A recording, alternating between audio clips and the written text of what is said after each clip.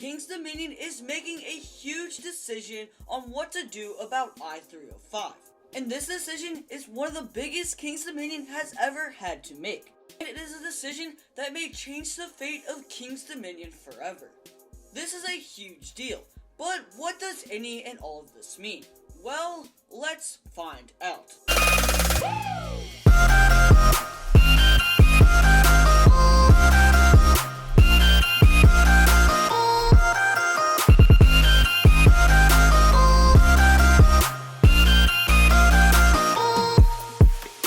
Before we dive into why this one decision may change King's Dominion forever, we have to understand what just happened. Well, earlier today, Karen's announced they'll be renaming Intimidator to Thunder Striker. Why are they doing this though? Well, it appears the licensing agreement with Dale Earnhardt has expired, meaning they can no longer use the Intimidator or like the race car out front and all of that stuff. So Carowinds will be renaming Intimidator to Thunder Striker to pay homage to Thunder Road, the old wooden coaster that stood where Fury 325 stands today. But on a more interesting note, King's Dominion has announced that they are going to be doing something called Project 305. And they didn't give us any details, but said more would come in the coming weeks. But first, we have to figure out what this really means for Carowinds. Now, the name change will probably not really affect Carowinds that much, but it will make a massive change to King's Dominion. More on that in just a little bit. I definitely like paying homage to older coasters, so I think Thunder Striker is definitely a pretty decent name. Now, could they have gone for something a little more similar, or something more memorable? Yeah, they probably could have, but I don't think the name is bad whatsoever. Now, can we expect any more theming added to the queue, or during the ride? Probably not during the ride, but we can maybe see a little bit of enhanced theming in the queue. But it is a B&M Hyper at a Cedar Fair soon to become Six Flags Park, so I wouldn't get your hopes up for any crazy theming. Ride experience will stay pretty much the same, trains will stay the exact same, just those two will probably get repainted into a new color. But we are going to be losing all of that racing theming because the licensing agreement has ended. So it's not that huge of a deal, but it's still definitely something we should probably keep an eye out on to see if anything major actually happens.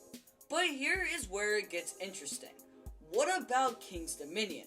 Because the Project 305 could be absolutely game-changing for this park. Let's take a look. Intimidator 305 is currently being called Project 305, which means that King's Dominion is doing something major. Because you don't rename a coaster like that unless something is really happening. And King's Dominion provided almost no detail. And I think that is on purpose, because they're trying to build as much hype and speculation as they can, which is super smart for marketing. And honestly, more parks should probably try to do this. But things get even more interesting on top of that, because King's Dominion included a very fascinating sentence. Quote, "The experience is something you've never ever seen, and definitely something that you cannot unsee." That gives us a few major clues on what Project 305 is actually going to be. So first off, the experience is something you've never ever seen. So it appears that I-305 will now feature something revolutionary and something that has never been done on a roller coaster. But what could any of that be? Well, there are a few options. First, they could try to provide something like a VR experience, but those seem to never work. They also might be trying to do something interesting with the trains, like making them completely different than any other roller coaster train created before. Now that seems highly unlikely, because why would you screw around with the already existing trains that are fine? But there is one more potential answer that I find quite interesting. What if King's Dominion is making this a fully immersive experience? What if they do something like a highly immersive themed queue, add onboard audio, and maybe even like VR or something along those lines? They can make an ultra immersive experience that takes this coaster to the next level. Now, I would say this is definitely unlikely, but given the details that King's Dominion has given us, they're probably planning something pretty big.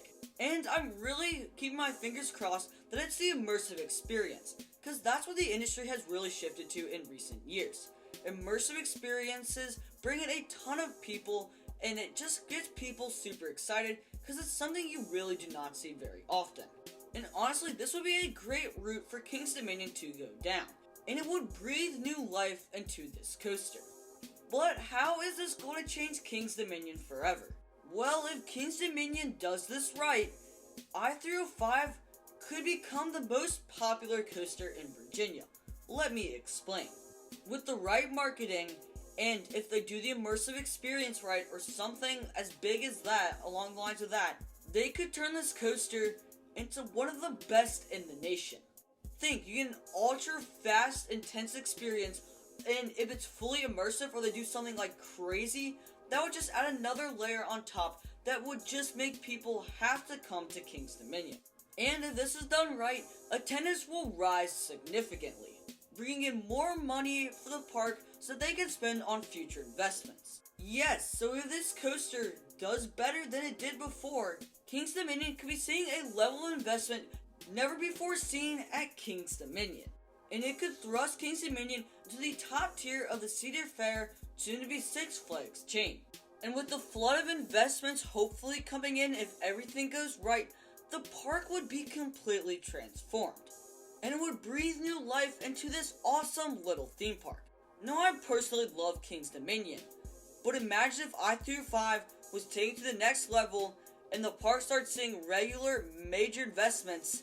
King's Dominion could become one of the best Six Flags parks out there. Potentially all because they chose to retheme and make I-305 hopefully an immersive experience. But how likely is it that all of this will go as planned? And what about Busch Gardens Williamsburg? Well, I feel there's about a 25-ish% chance that everything goes perfectly for King's Dominion. And I'm a little worried with the potential Wing Coaster coming in 2025, the budget for this project could be cut down, and it's just going to be a simple retheme, which would be super disappointing. But I'm really keeping my fingers crossed they choose the immersive experience route, because it would just take this coaster and park to the next level, unlike a simple retheme. And if this goes through, if I were Busch Gardens Williamsburg, I would be a little bit nervous, because there's going to be a lot of people who are going to decide to go check out King's Dominion instead of heading over to Busch Gardens Williamsburg, which eats into their attendance and revenue. So we could honestly see a reignition of the Virginia Coaster Wars, which would be absolutely insane. But as always, I guess we'll have to wait and see what King's Dominion actually decides to do. Because if they do this right, King's Dominion will be changed forever. If you enjoyed the video, then drop a like down below and hit that subscribe button while you're at it. And if you want to know why Carowinds might just RMC Hurler, then check out the video on your screen right now. And as always, thank you guys for watching, and I will see you all in the next one.